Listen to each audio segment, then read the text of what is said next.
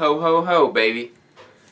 I know I haven't had any videos come out recently. I've been really busy at work, so I had some free time. So I figured why not put out another review. This time, we're gonna Scream again and again. Continuing my Scream review series, this time, we're gonna go with Scream 3. Let's get into it.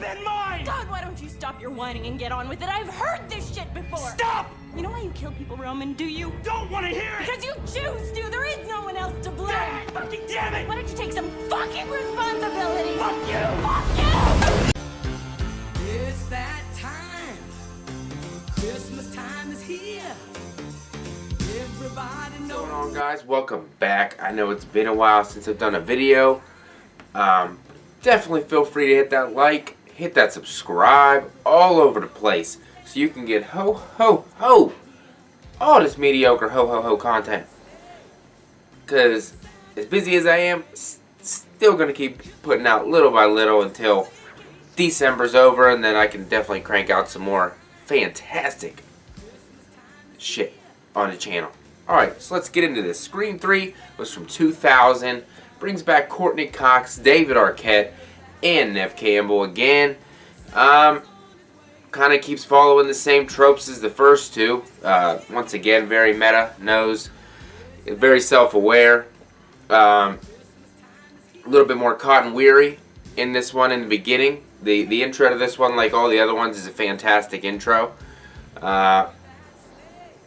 Did not expect Cotton Weary to die that early in the film, being that he actually finally came around at the end of part 2, being a good guy and whatnot, but he gets killed off in the beginning with his girlfriend. Great scene, very suspenseful.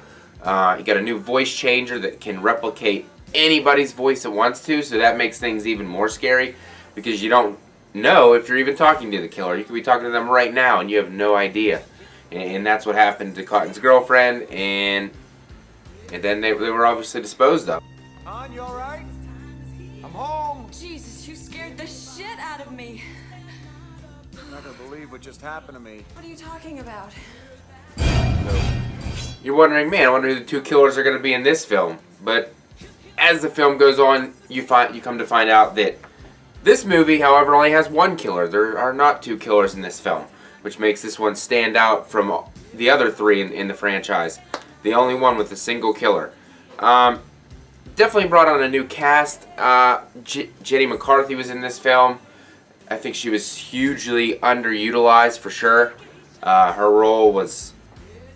I mean, there's really no nudity in these films, so maybe you were expecting, oh, the Playboy Playmate gonna show some titties, you know what I mean? But no, it didn't go that way. She had a couple scenes. She was out, really.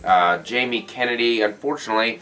Randy got killed in the second movie. He did make an appearance in this movie, but it was just on a video that he recorded.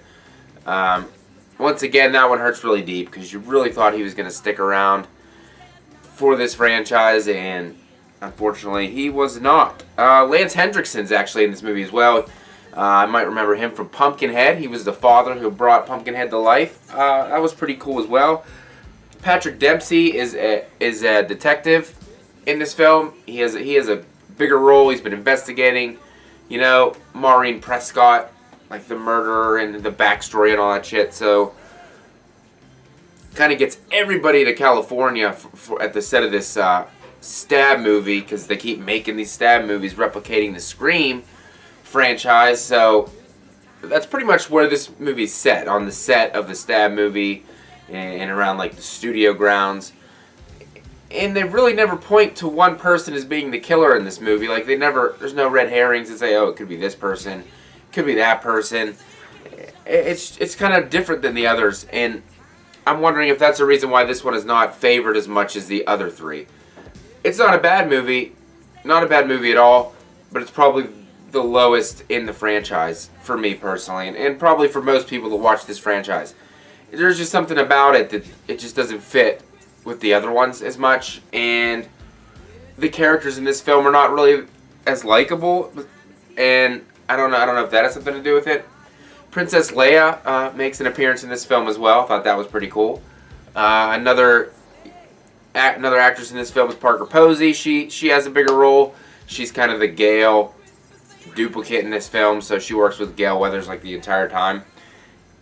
So she was new.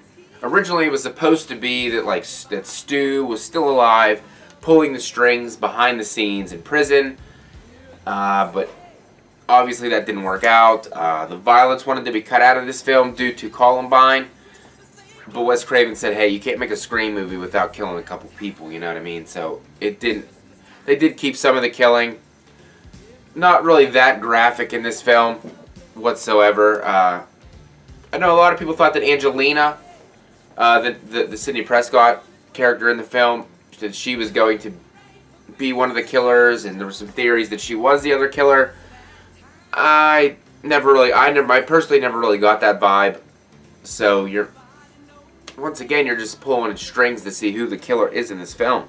The Randy videotape was fantastic. I know I already said that, but Randy was just a huge character for me. And the reason I am here is to help you so that my death will not be in vain. That my life's work will help save some other poor soul from getting mutilated. If this killer does come back and he's for real, there are a few things that you gotta remember. Is this simply another sequel? Well, if it is, the same rules apply. But here's the critical thing. If you find yourself dealing with an unexpected backstory and a preponderance of exposition, then the sequel rules do not apply, because you are not dealing with a sequel. You are dealing with the concluding chapter of a trilogy. That's right. It's a rarity in the horror field, but it does exist. And it is a force to be reckoned with, because true trilogies are all about going back to the beginning and discovering something that wasn't true from the get-go. Godfather, Jedi, all revealed something that we thought was true that wasn't true. So if it is a trilogy you are dealing with, here are some super trilogy rules. 1, you got a killer who's gonna be superhuman. Stabbing him won't work, shooting him won't work. Basically, in the third one, you gotta cryogenically freeze his head, decapitate him, or blow him up. Number 2, anyone, including the main character, can die. This means you, Sid. I'm sorry. It's the final chapter. It could be fucking Reservoir Dogs by the time this thing is through. Number 3, the past will come back to bite you in the ass. Whatever you think you know about the past, forget it. The past is not at rest. Any sins you think were committed in the past are about to break out and destroy you. So in closing, let me say, good luck, Godspeed, and for some of you, I'll see you soon. Because the rules say some of you ain't gonna make it. I didn't. Not if you're watching this tape. Anytime I can get him on screen is amazing. So I did really appreciate that part of the film. Randy's sister, I really don't know why she would have been at that particular place at that particular time. That doesn't make sense to me, never did. But I accept for what it was. The killings, the usual, typical stabbings, slashings, throwing off shit, the usual. The movie goes along. Also, another big character in this movie is Roman. He's like the director of the film, but you see that he gets killed about halfway through the movie, so you're like, oh, that guy's out. And then whenever it finally gets to the third act, in the reveal, boom, the killer was Roman, and you're like, what? I thought he was dead in the casket downstairs. It was Roman, and the story goes that he was Sidney's half-brother, and he wanted the life that Sidney had, and he didn't have anything, and Sidney had it all, and Roman took away the awesomeness of Stu and Billy from the first one, because supposedly he was the one orchestrating the whole ordeal through this whole franchise. He was the one pulling the strings and trying to get everybody to kill Sidney. It just kind of ruined everything that came before it. He wasn't a bad killer, but he's just not the killer that I expected or wanted. Once again, Sidney puts up a fight, like she always does, and beats his ass, because that's what Sidney Prescott does in these films. Honestly, it's kind of getting old. It was kind of getting old for me. It got old in Scream 4, and then with Scream 5 coming out, still getting old for me. I think it's time for Sidney to hit the bricks, but I know people love her. She's a lot of people's favorite final girl. Not too many scenes in this movie that just, make me go, wow, that was really cool, or holy crap, that was awesome. I just didn't have, I didn't love this film that much at all. I don't hate it, but I can watch it. I mean, all the Screams are watchable for sure. but this one just didn't hit for me like the first two did. A really creepy scene, though, probably the only creepy scene in like the whole franchise, really, was when Sydney sees her mother in that body bag walking towards her. That's like some Nightmare on Elm Street shit right there, which makes sense. Coming from Wes Craven, that makes total sense that would be in the film. I lied, Sydney. I can't protect you at all. You don't deserve to be protected. You didn't protect me. Do your mom a favor, Sid. That woman was a slutbag whore who flashed her shit all over town like she was Sharon Stone. Because let's face it, your mother was no Sharon Stone. Sidney's mother was fucking my father. Fucking my father. Do it! Do it! Help me! Give mommy a kiss and we'll make up. But that's probably the creepiest part, honestly, in the whole franchise. Definitely. But honestly, if I had to give this a score, it would probably be like 2.75 out of 3, I'd say. So it's way better than average, but it's still not as good as the first two. I love the returning characters, of course. Dewey. These movies wouldn't be the same without Dewey. Gail Weathers, I mean, her bangs say enough about her character, I'm going to be honest.